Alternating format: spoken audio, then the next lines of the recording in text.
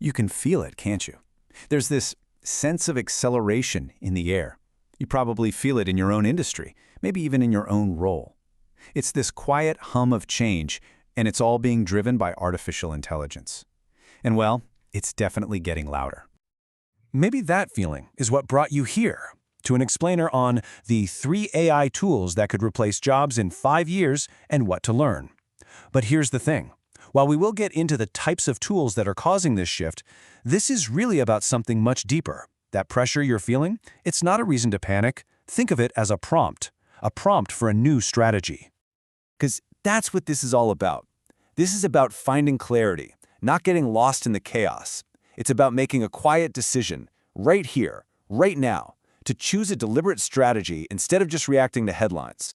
So to really get a handle on this new economic weather, let's look at it through the eyes of one person. Let's call him Benjamin. He's a project manager in marketing, mid-career.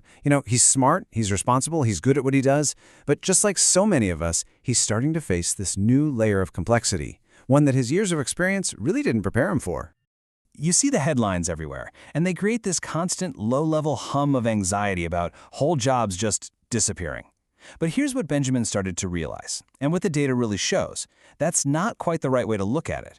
The real story isn't about entire jobs vanishing, it's about the transformation of the individual tasks that make up those jobs. And this is what most people miss. The fundamental shift isn't about jobs, it's about tasks. What the research keeps pointing to is that the changes happening within an occupation are actually way more significant than the changes happening between occupations. For you, this completely reframes the challenge. The question stops being, will my job exist? And it becomes, how are the tasks I do every single day going to change? And am I ready for that? So instead of getting caught up chasing the names of specific software that change every few months, the real leverage, the real power, comes from understanding the 3 fundamental currents of change that AI is creating. If you can get your head around these, the specific tools just become details. Okay, so the first current is what we can call automated cognition. I want you to think of this as an AI that can read, understand, and pull insights from just massive amounts of information at a scale that is literally impossible for a human. It's doing in minutes what might take an entire team of experts weeks or even months to do. And to get a sense of the scale here, a major report in 2023 suggested that up to 300 million jobs worldwide could be affected by this.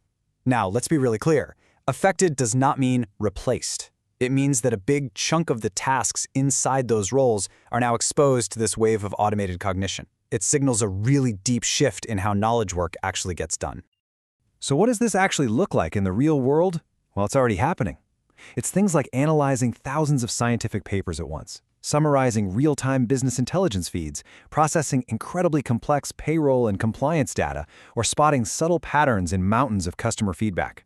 This current touches everything from research to HR to finance. Now, the second current is generative content. This is the one you've almost certainly played with. This is the AI that creates brand new, original stuff. We're talking text, code, images, even designs, all from a simple prompt. It's the one that's really captured everyone's imagination. And its impact is deep. In some really technical fields like architecture and engineering, some studies suggest that as many as 1 out of every 3 tasks could be touched by this current. But it's not just about getting rid of boring work. It's about dramatically speeding up creative and technical workflows, acting more like a superpowered assistant that enhances our own ingenuity. And this one hits right in Benjamin's world. Think about it. Drafting that first version of marketing copy, writing product manuals, generating all that boilerplate code and the tests that go with it, creating technical diagrams, or even developing thousands of unique ads for a personalized marketing campaign. This current is changing the very definition of what it means to create. And that brings us to the third current, hyper-personalized interaction. This is really where the AI meets the person. These are the systems built to interact with us, as customers, as users, as employees, in a way that feels totally customized and aware of the context. It's rewriting the rules for everything from customer support to how a new employee gets onboarded. So as Benjamin saw these 3 currents all starting to merge, he realized this wasn't some abstract threat for some point in the future. It was a very real, very direct question about his own value. His job involved managing projects that touched content, data, and client communication. All 3 currents were flowing right through his daily work. The question became intensely personal. What part of what I do is still uniquely human? And this is that moment, the moment people start to rethink everything. For Benjamin, getting that clarity pushed him to figure out his next move, and he saw two very different paths opening up in front of him. There was the common path, the one a lot of his colleagues were taking, and then there was a quieter, more strategic one. This is the trade-off that most people never really stop to consider. On one side, you have the common focus. This is about chasing the latest tool, thinking prompt engineering is some kind of magic skill, and basically just reacting to whatever is in the news this week. It's a very short-term, very fragile way to operate. But on the other side is the strategic focus he chose, taking the time to understand the underlying currents, intentionally building skills that AI can't easily replicate, and deliberately architecting his own value in this new world. So instead of making a list of software to learn, Benjamin focused on building what you could call a strategic skill portfolio. This isn't about mastering one tool. It's about developing a set of core capabilities that gives you leverage no matter which tools come and go. And this portfolio really has three pillars. First, developing critical AI judgment. This is that absolutely essential skill of being able to look at what an AI produces and know if it's right, if it's useful, or if it's a subtle hallucination. It's about providing that sophisticated human oversight. The second is mastering high-level synthesis. An AI can give you data, but it can't sit in a room with 3 different department heads, understand their unspoken fears, and build a strategy that gets everyone pulling in the same direction. That's about connecting ideas in a way that's still profoundly human. And third, cultivating your non-cognitive skills. As all the routine stuff gets automated, our most human abilities, like adaptability, clear communication, integrity, and resilience, they don't just become nice to have, they become your core economic value. Now, it is really important for me to be clear that this is all for educational purposes. This is not financial or legal advice. When it comes to your own personal decisions, please always consult with licensed professionals who know your situation.